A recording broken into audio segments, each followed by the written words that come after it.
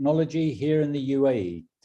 I would like to thank the General Secretariat of the Khalifa Award for Education for inviting us to present this seminar session entitled Towards Distinguished Early Learning Education, which emphasizes early education's significance and impact on the educational field by introducing the new Khalifa International Award for the Early Learning.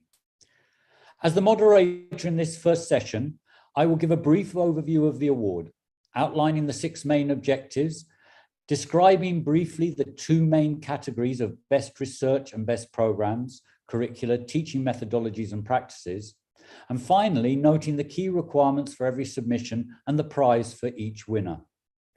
I will then hand over to my colleagues, Dr. Sarah Rogers, owner and CEO, Early Years Educational Services and Quest Direct, and Dr. Azia Foster, Early Learning Program Manager, Mid-America Regional Council, who will both go into more detail about each of the 2 categories, providing guidelines for those submitting to the Best Research and Studies category and for those submitting to the Best Programs, Curricula, Teaching Methodologies and Practices category.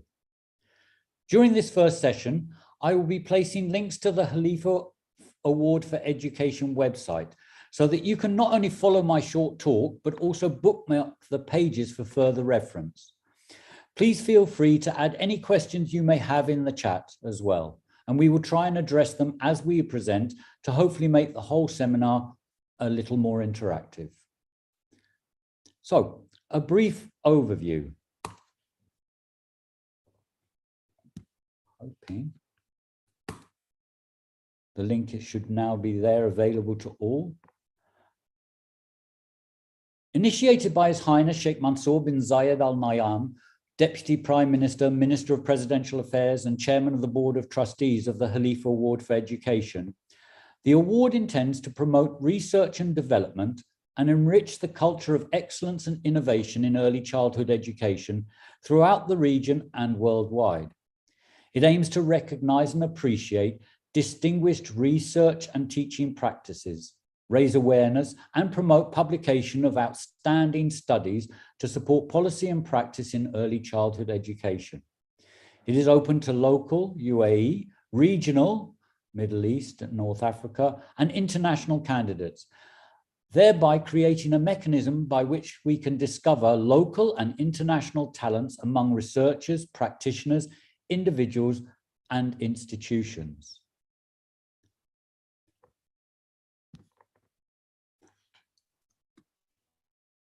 There are 6 main objectives.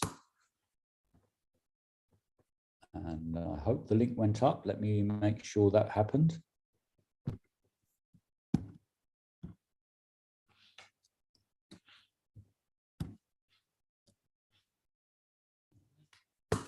There we go. There's the link now. So the 6 main objectives are: first, to enrich early learning programs with research that informs practice and has a direct impact on improving early childhood care and education programs, curricula, and advanced teaching pedagogies.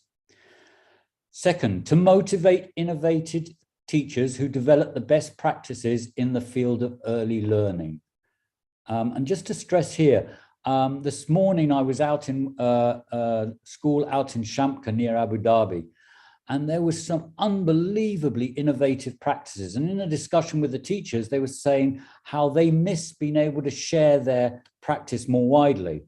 And from what I saw, I was encouraging all of them to please apply for this award, because there were some seriously wonderful practices. And I'm sure everybody on this call can echo that and point to practices around them which need to be shared, not just locally, but nationally and internationally.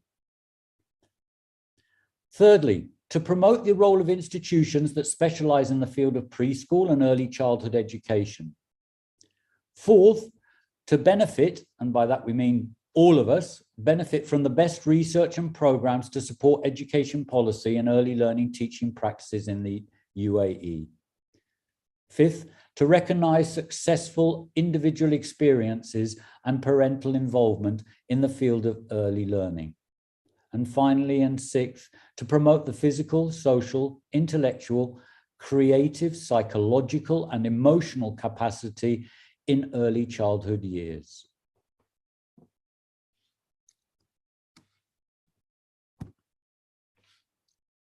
So on to the two categories, and the link to each of the categories has been now placed in the chat. Very brief description, because my colleagues, Dr. Sarah and Dr. Azia, will be going into far more detail later on in this session. So the two award categories are Best Research and Studies, to identify research on early childhood education and care that supports improvements in practice.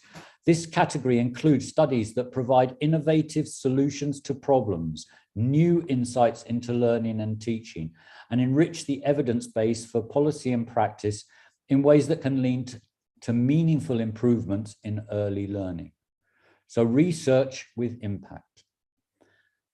The second category is best programs, curricula, teaching methodologies, and practices, to identify initiatives that aim to improve early learning in homes, informal care, or formal care and education with demonstrated improvements in quality and or the learning and development of the young child served. So demonstrated improvements needing evidence. Key requirements in the best research and studies. In order to apply, applicants must submit a research paper of 30 to 50 A4 pages, including research supplements, following the APA style guide. The research must be original, not adapted from a thesis paper or dissertation, and not already awarded by any institution or used as a research paper for an academic degree. Best programs, curricula, teaching methodologies, and practice. For application, applicants must provide a complete description of the initiative in PDF format, and this should include information on inputs, cost, outputs, where it has been applied, and the results to date. So it must be an applied program, curricula, teaching methodology, or practice. The information provided should be sufficiently detailed and complete to inform others who wish to learn from and replicate the initiative, and the work must be original. Next section, the prize. And there's the link so you can all look. It's my favorite page. Okay, so for each award, there is a monetary prize of $50,000 US and a certificate of excellence.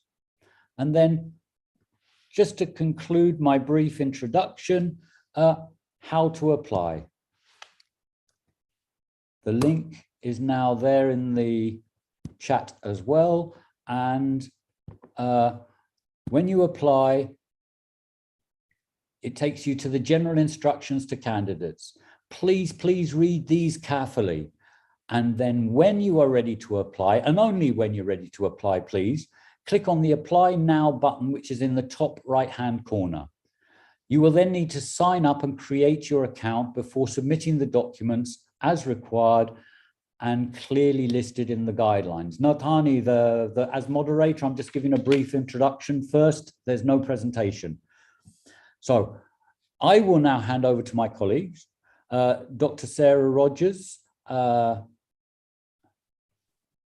owner and CEO, Early Years Educational Services and Quest Direct, who will be going into more detail on the best studies category. And don't worry, Tahani, for this, there will be a presentation and hopefully you'll be able to see it. Over to you, Sarah. Okay, thank you very much, Dr. Phil, and thank you everybody for joining us this evening. I can see there's a great number of people, which is really special to me because early years is very special to me. I'd like to thank everybody at the Khalifa Award for putting this award on and for inviting us to screen it as well. So we're very excited about that. And we're very excited about the prominence that it's given to early years, because I really believe early years, some of my colleagues might disagree with me, but is the most important part of education. So Phil and I will have that discussion later. Okay. What I'm going to do is I'm going to start sharing my screen, so you should all be able to see that while I'm talking. Let's do. Okay, all right. Okay, so what I'm going to talk about today, I'm going to talk about this evening, the first category that Phil talked about. So I'm going to talk about the best research and studies category and its impact on the field.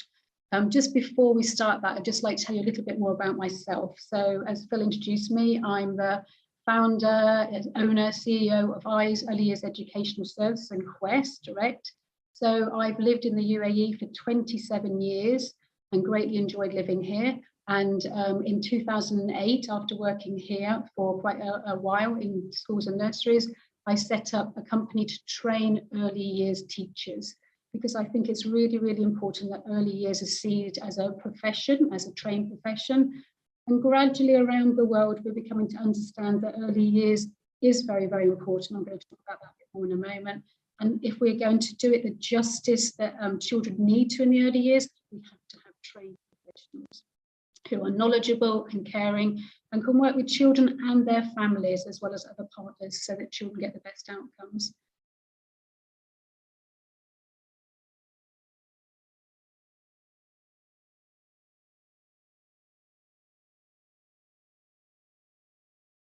In 2008, I have an awarding body from the UK, so that's what I do, and I get lots of opportunities to go in and out of schools and nurseries and actually see the practice that's being taken place. So let's go on. So we all know this, but I just want to emphasize why I'm so pleased that this award is taking place. So the early years of a child's life really do lay the foundations for all future learning and development. And while I think that many educators are aware of that, there are many people who still don't realise the impact of what happens in a young child's life on their future learning and development.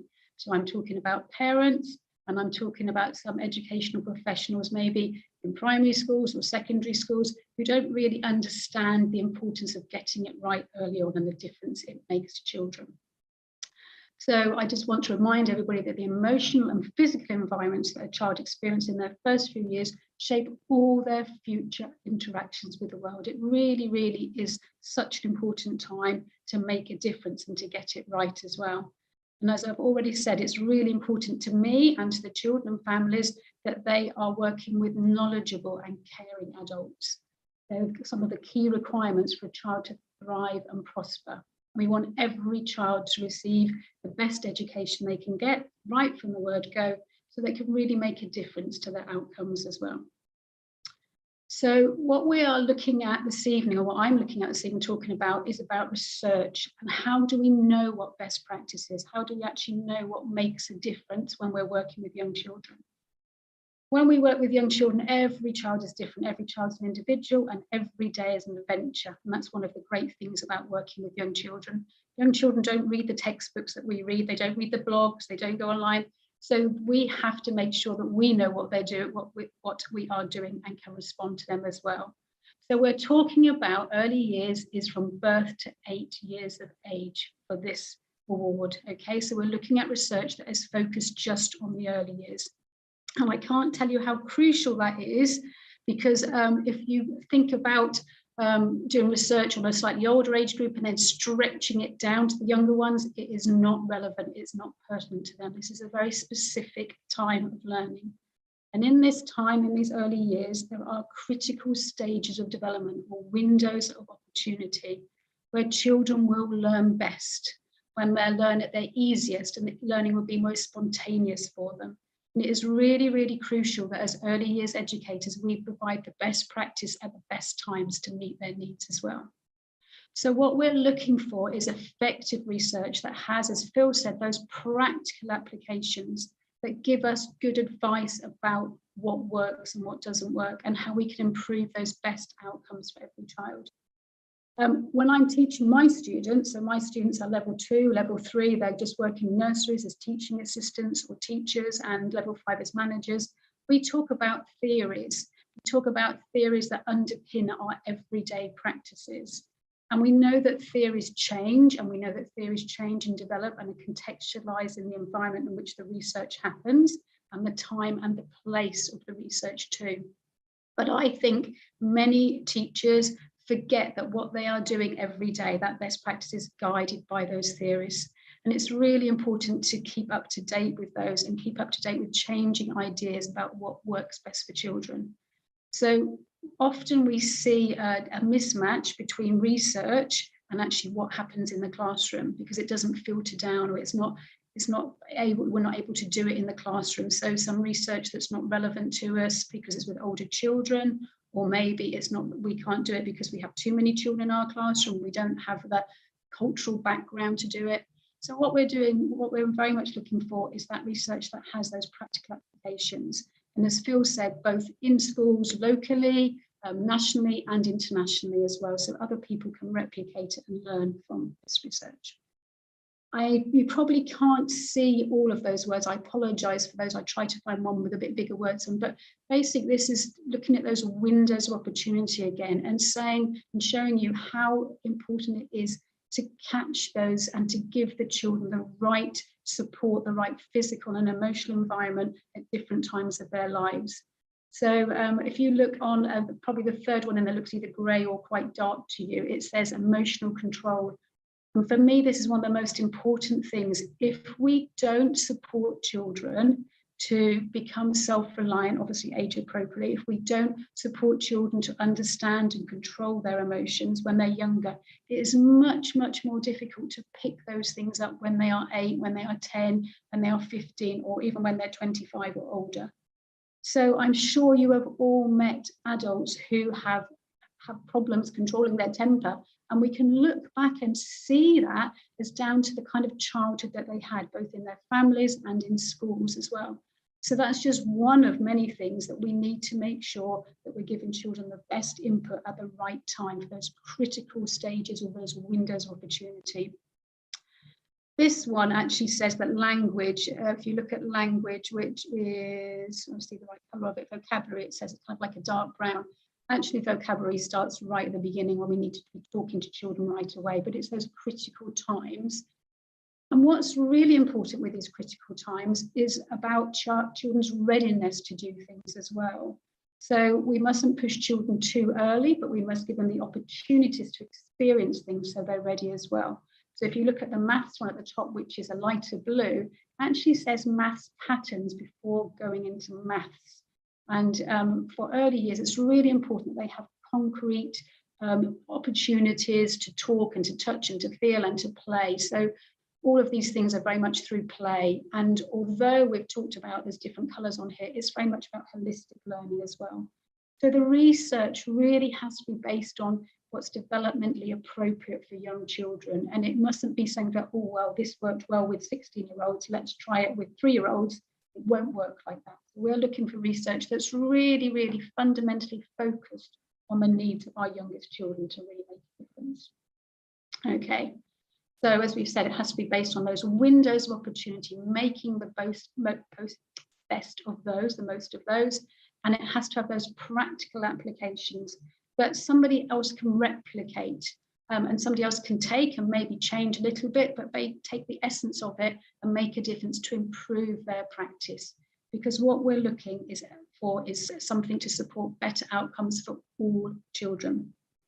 I tell my students that working in the early years is the best job in the world. It's also the hardest job in the world. It is non-stop from the minute you walk through the door to the minute you walk out the door, I was going to say, but it carries on way after that. It's not a 9-to-5 job. It's not a 8-till-2 job. It's really about people who are passionate about it. So anything that we can give them to help them, sometimes maybe some tiny changes in their practice will make a difference, or just looking at something in a different way will have a real impact on those better outcomes for all children.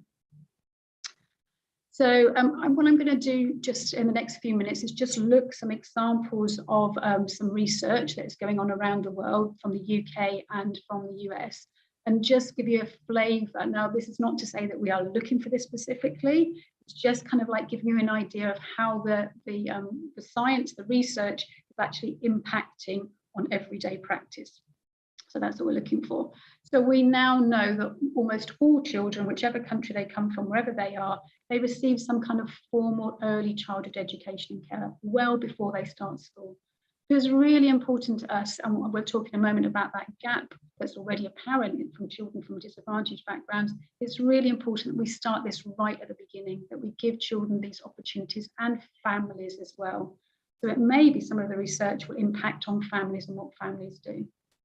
So one of the main things that we want to do as well is make sure that we alleviate the advantages of the effects of disadvantage.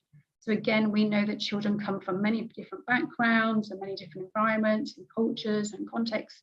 We want to make sure that every child, so we want something that the really, really best research is something that can be applied in different contexts as well. So that's what we're looking for. So that's from the field.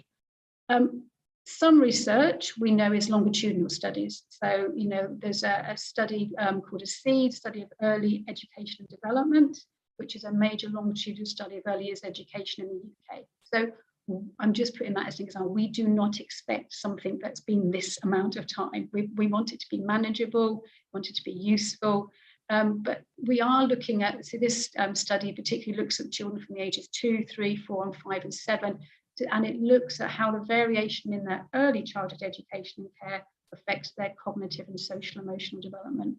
So we want research that is going to have an impact, and a specific impact that can tell us, well, if we do this research, if we apply this research in our classrooms, if we use that innovation that Dr. Phil talked about seeing, which was great when he was out and about today, then it can make a difference, and how it can make a difference on children. So we want to know how, please. Okay, so one of the main policy institutes in the UK, it's called the Educational Policy Institute, and it does a lot of very, very but shorter practical studies. So we're just going to quickly have a look at a couple of these. So again, it's just reminding us the evidence is clear that high quality early years education plays that positive role in raising attainment and closing that gap. And that is really important for us, because as their research shows that 40% of this gap is already evident by the age of 5. And lots of research shows that once children fall behind, it is very, very difficult for them to catch up without very intense intervention in primary school. And if they go into primary school with a gap, that gap is highly likely to double before they leave primary school as well. So what we want to have is research that has an impact on policies and impact on actual in the classroom practice as well. Okay, so these are really good websites, and if you have a look on those, they've got some lots and lots of different research, and I do suggest that you go and have a look at them just for your own practice as well, continuing professional development. So just a very few and a quick oversight of what they're doing. So obviously in the last 2 years we've been through quite a big change with the pandemic, but in December 2020 they REP looked at early years workforce qualifications and children's outcomes, and it actually found out that when there was a graduate, and this is other research has shown this as well, when there was a graduate leading the early years, that the impact on children's learning was small but significantly better as well. It wasn't one of the only things that impacts children's outcomes, but it certainly was a very important thing. So the advice from this to policyholders and to governments was actually to raise the early years workforce qualifications, to uplift the qualifications. And that's actually been working its way through. And in the UK, we've had over the last few years quite a lot of changes in qualifications and in requirements as well. And I'm absolutely delighted to say that in my time of living in the UAE, which went from a time when nobody needed qualifications to work in early years, and quite often the mum who was, not dropping her children off would say, oh, could you stay? And, and she may have well done quite a good job, but, we now have to be qualified here in the UAE to work in early years. And I think that's really, really important. So I welcome that change and the need for continuous professional development as well. Obviously, with the pandemic, there was a big impact on the early years workforces across the world. In different countries reacted in different ways. In the UK, a lot of nurseries stayed open throughout the pandemic to support key workers and to support parents who really needed it as well, because nursery and early years education is not just for children, it is for families as well. And it gives a lot of support to families in need. So research in May 2021 talked about the impact of COVID, and in the UK, 4 out of 10 nurseries did actually have to close because of staff shortages or illnesses. But so it talks about how they came through it and where they are now. And it's still a challenging time for all of us, whether we're in the UAE or the UK. That one of the latest researches that was done in last October was something that is very much ongoing and comes up time and time again in research. It's about the impact on children's language, but this time the impact of the lockdown on children's language, their social, emotional and educational outcomes. I was in nurseries in November in Abu Dhabi, and I was certainly seeing 2-year-olds that were grunting at me. I saw 3-year-olds who were very unsettled. And it is no doubt, sadly, that the pandemic, the lockdown had a big impact on our youngest children. So again, it's about research that looks, that quantifies that impact and gives us strategies to put that better and to work with children and families. Some Nuffield, I've already mentioned the Nuffield Institute. I love their research as well, and they fund quite a lot of other research too. So 2 of the things they're doing, it needn't be, I put these in because the research needn't be a great big program. It needn't be, and actually sometimes very focused research is actually much easier then to see where it's leading to see the innovations that it is promoting, and to see how we can put it into practice. So Nuffield have actually had a project to develop a board game to improve young children's numeracy, so quite specific, because they know that young children, when they have good numeracy skills, it helps in all other areas of their learning as well and gives them that confidence. So that's really important. But also they do research that includes parents. So they did a bedtime boost trial. So it's a feasibility pilot, which was randomized in a controlled trial of a parent administered intervention on children's pre-bed activities. And put simply, that looked at how parents prepared their children for going to sleep independently, because we want children to sleep on their own and not be rocked to sleep or not keep waking up, because we know that when children sleep well, then they are much able to face the day ahead of them. So that sleep is important for all of us, isn't it? And especially important to get children into those early ways of being, early habits. So that was really important as well. So that's just going on at the moment. So they're very, very practical applications there. One of the other research centres that I like a lot as well is the Centre on the Developing Child at Harvard University. And they are very, very good at sharing what they do. So I would advise you to look on there as well, just for your own interests. So they're very, very clear. It's about the science. It's about the science of how the child develops, how their brain works. And then what does that mean? What can we mean for innovation and application? How can we take our knowledge and actually lead to that collective change? There's some really, really good videos on there. There's lots of really good information out there. So as Phil talked about, this research, as the research that we want to see, should be a source of new ideas that can be used to develop more effective policies and ways of working in early years. So they talk about things like about lifelong health and learning, and they talk about building resilience. We've all talked a lot more about resilience, so building resilience through play. I just wanted to show you this, because I think this is really, really clear. So this is obviously the age down the bottom, along the bottom axis, and it's the brain's ability to change in response to experiences versus the amount of effort such changes require.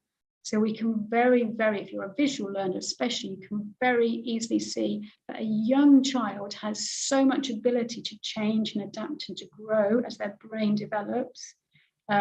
It's easiest for them, it's more spontaneous for them. And the older we get, we certainly shouldn't resist change, but it takes a lot more effort. Okay, so it's really, really important that we do use that crucial time, those critical periods and those windows of opportunity. So some of the key concepts that they've been talking about, as I said, they've been looking about brain architecture, which, as we know, provides the foundation for future learning behaviour and health. There's also really good research on toxic stress. So there's a lot more about that now in the research. And this one looks at how it differs from 2 other stress responses, positive and tolerable, and how it can be prevented or even reversed. So again, applications to support the child. And very much about resilience as well, coming back to that and looking at why some children are more resilient than others. and seem to cope better. So all of those things will lead us to better practice in our classroom to understand children and how they're developing. And we very much know that childhood is not a smooth pathway. Childhood goes up and down and things happen at different times. So it's about supporting those children through those changes and transitions in their life. Okay, so what we're looking for then, that the best research has practical applications to inform educators and parents of that effective practice. We're looking specifically for 0 to 8. We want research done on with the younger children that is specific for them. And we want a clear indication of the knowledge that comes from the research, that comes from the science, and how we can put it into practice in our classrooms to really help each child reach their full potential to thrive and enjoy their childhood. And I'm just going to finish now, and hopefully I'm just on time. And I just liked this picture at the end. And it's really about, for me, it's about illuminating early childhood. I've worked in early childhood for many, many years now, and I'm still learning. And we should all be open-minded as educators, because the absolute sheer joy of working with young children, you know, it's a privilege, it really is. And we've really got to do the best and help all our educators and our parents enjoy their children's childhood and very much relish that childhood and value their childhood and this period of time. So thank you very much, Phil. Over to you. And I'll just stop sharing my screen. Thanks a million, Sarah. I'm inspired. I think I've got about 15 research ideas I want to start tomorrow now. Great, thank you.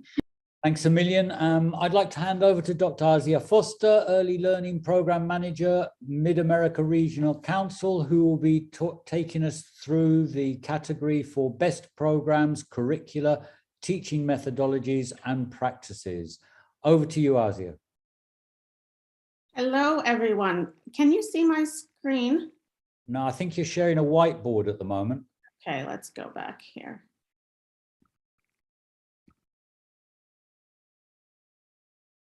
No? It's starting. Hang on. No, it's still not. Okay. Well, I will try and pull. This is Phil's Murphy law, you know, it worked perfectly before anything that can. Perfectly. Correct. So I will introduce myself while I am also trying to open my presentation. My name is Dr. Asia Foster. I am currently the Early Learning Program Manager at Mid-America Regional Council in the United States. However, my previous position was with Zayed University as the director of the Early Childhood Learning Center, as well as an associate professor in the College of Education. So I very much enjoyed my time in the UAE and honestly wish I was still there. So let's see if I can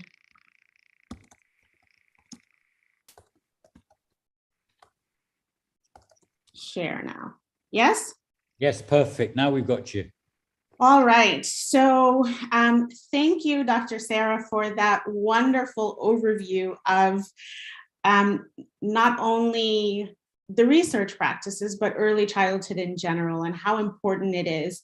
And really what we're looking for as a part of this new and exciting award that is focused on early childhood. So I'll be talking about best programs, curricular, teaching methodologies and practices. And this is a very broad area of focus, which means that applications that are submitted can cover the depth and breadth of what is available in early childhood and what we offer not only directly to children, but to also the individuals that support children, whether they be teachers or family members or communities. So we're looking for examples of those best practices that really integrate all of the aspects of helping children to grow and succeed.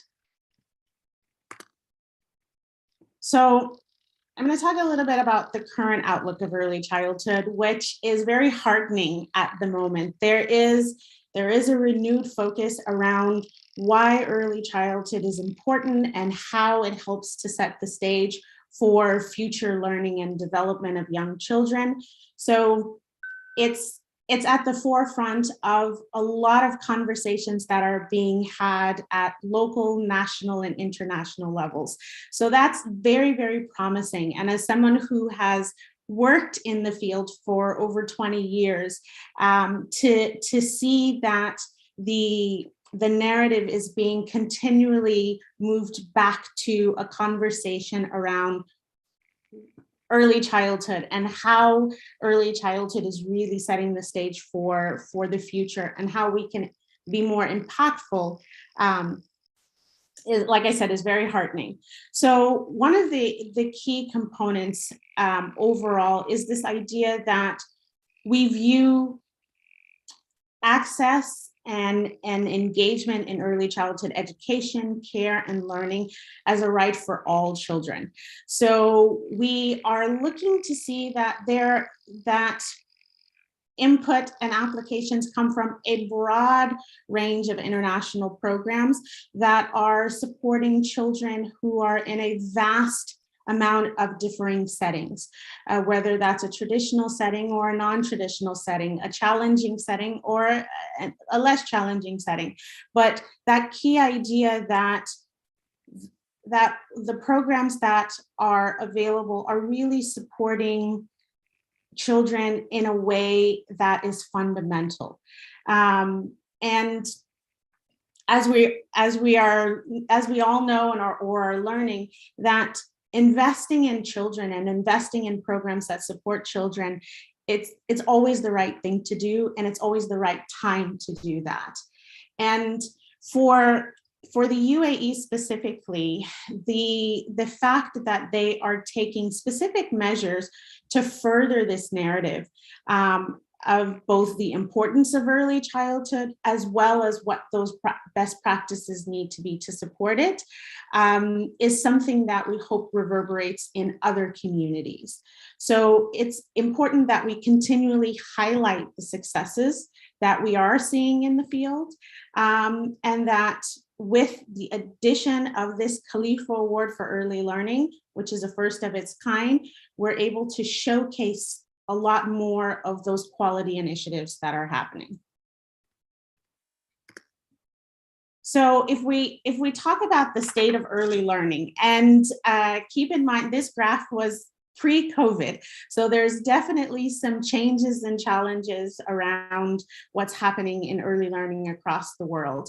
There are some positives that we see, that in upper, middle, and high income countries, the focus on pre-primary education is quite high. However, there are still a large majority of countries across the world that don't have as much of an investment in early learning, and COVID has really helped to reaffirm the broad inequities that exist within early learning, that the gaps have gotten wider. So the children who have not had access, or access has been very limited, that has expanded.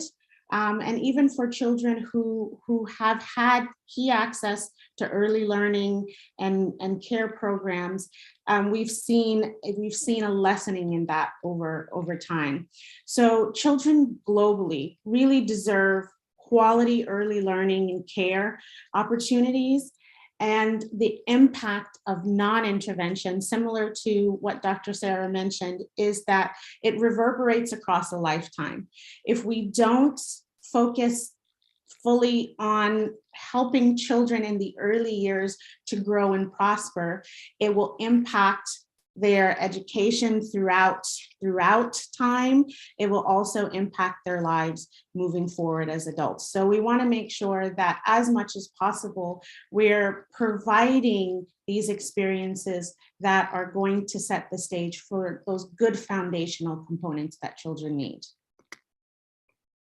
So in in the work that, or in this award for the Khalifa Award for Early Education, what we want to see is that you tell compelling narratives, and that these narratives are in line with not only what the UAE sees as future-oriented education, but also in line with what we know is best practice for young children.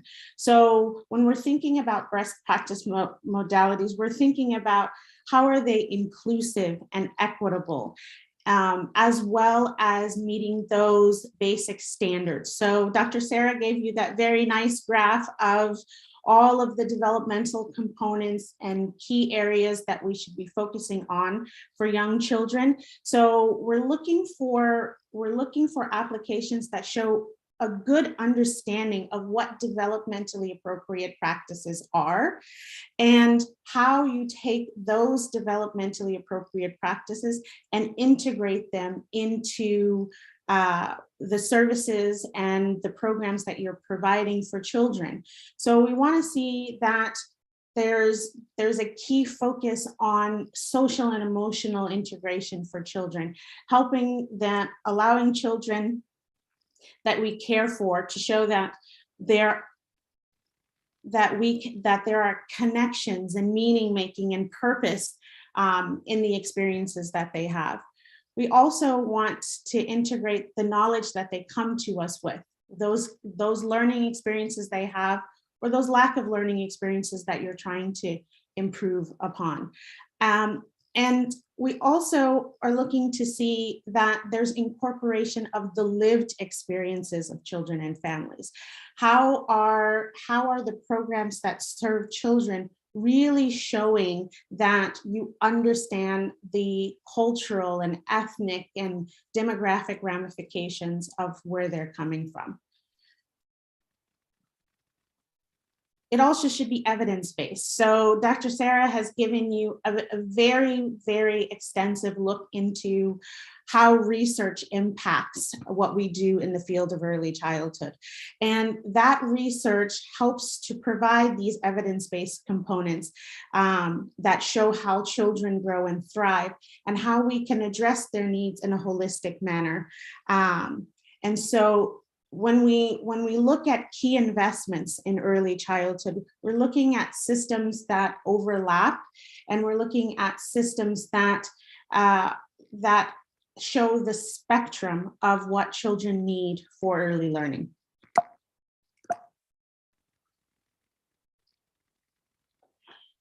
Okay, and so what we're really asking for is actionable change. How are the programs that you are presenting for this award actionable? How are they innovative?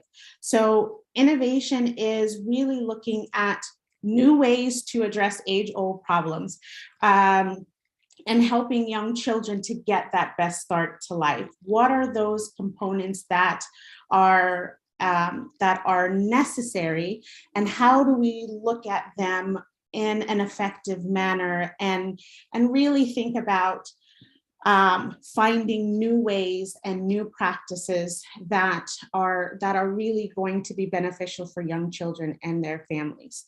We also hope that applications provide solutions. So how do you solve direct problems and challenges that we're seeing across the early childhood spectrum? And that can be in a broad range of areas. And how do we then advance change?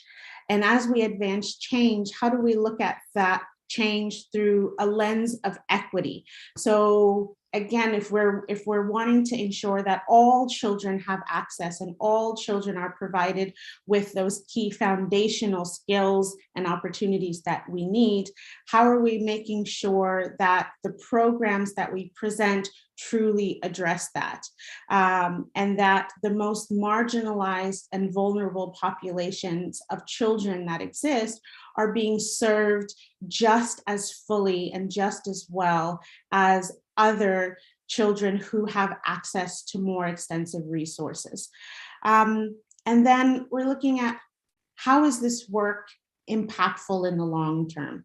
How do we create these opportunities for lasting and sustained change in the lives of children and their families? So this is really about how do we take good ideas and bring them to scale and expand them so that their impact and their reach is a lot more extensive than a small community or a country. What can we do to take these good ideas and duplicate them in other settings?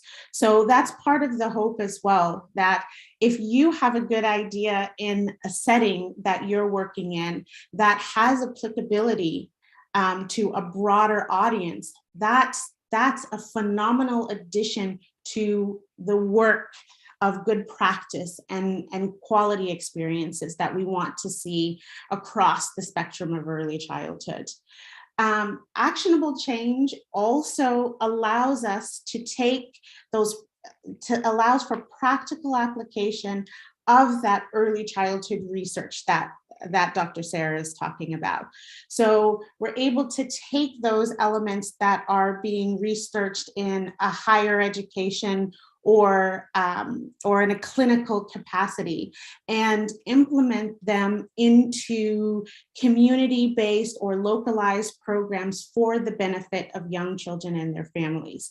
And that we can also do the reverse, that when there are great programs that are being implemented, that they can be researched, and then that research can then be impactful on a broader scale.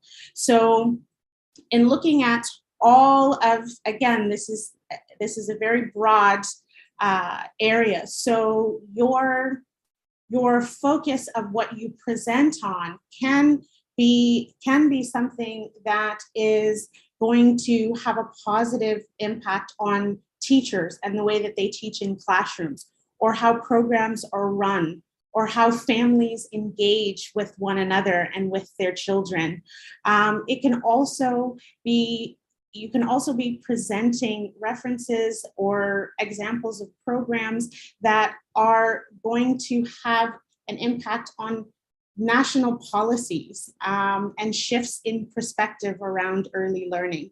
So all of these different elements are needed in our attempt to ensure that early childhood remains at the forefront of discussions around what best practices are and what's needed. And it also allows us, I've been in this field for a really long time, and I've worked with a broad spectrum of educators and policymakers and academics. And there are so many wonderful things happening in those settings that can be shared and can be impactful and can be and can have long-lasting effects on young children. So this is what we hope to achieve from this process, is that we really highlight the work that's being done, and that work then helps us to be able to identify future areas of development and work within the field, that at the end of the day, when we step back and look at what's available, we can go back to this idea that we've given children all that they need, all of the rights and privileges that they need to be successful human beings. And I'm going to stop there. Thank you, Adia. Yes, I think we've got across the the importance of the impact, because that's really what we want to do. That's, you know, in our education, this is the most important thing, is what's the impact on the young children we are caring, developing and educating. The center of everything we do should be our students learning. And that's really what excites me about this award, and the fact that we're looking at research and best practice that we can all learn and grow from, and hopefully improve our practice so that our students will learn better. So I think we have about 11 minutes for any questions and answers. I'm just going to pick up a few here. Maybe Fatma, I'm not sure if you can just come in and tell us how people will be able to access the recording afterwards. Is that on the YouTube channel, or how will it be on the Khalif Award website? How do people access the recording and PowerPoints after this?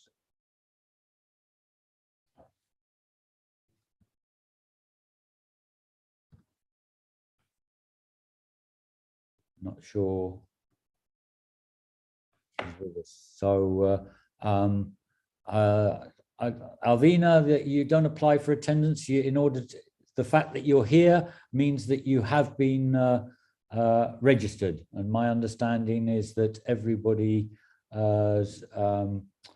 attendance is recognized. So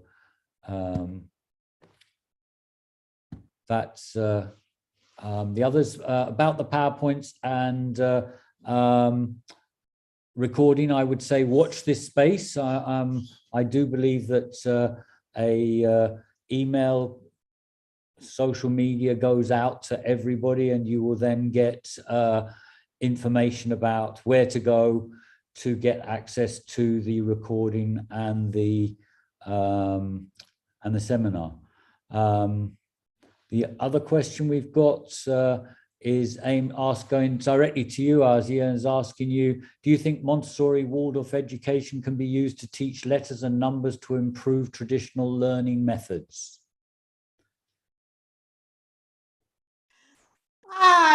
This sounds like it's part of like a class discussion I had with some of my students in the past.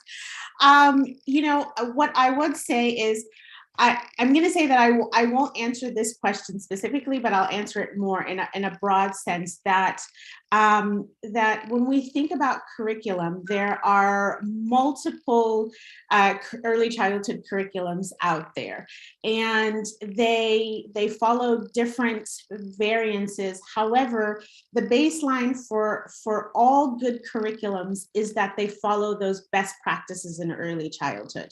And so as long as a curriculum manages to include all of those best practice components, there are many right ways to educate young children. Yes, I couldn't agree more. The best of the best of the best from anywhere and everywhere. Right. The eclectic practitioner is what we ideally like to be. Everybody asking about recordings. The Khalif Award office has responded there further up in the chat, and the recording is available and will be available on YouTube. So that's one answer we've got. And then Odie's asking us about, do we have any good sites to discover talents in young children? Sarah, you want to take that one? I was just wondering exactly, thank you, Asia, that's really kind of you. I was just wondering what you actually meant for discovering talents, because I think the best way to discover talents is to give children practical hands-on experience and just stand back and watch them. So even today, I was in a classroom where they were doing painting, and this 4-year-old was absolutely having a fantastic time discovering mixing colours. And the red and yellow made orange, and if I put blue with it, it made green. So I don't think there is a website. There's lots of good ideas out there. There's lots of practical, and I think it is like Dr. Azia said, it is all those curriculums are equally good, and all those ways are equally good. And there's probably more in common than there is in difference between them when they share that good practice. And I think it is about being active, giving children choices, respecting them, listening to them, all of those things. So that's how we discover talents. And I don't think talents are there just to be, I think they're talents are there to be developed, different children develop in the environment rather than just suddenly appearing. And we don't want to push children down any one particular path. We want to be very open when they're young and give them lots and lots of opportunities.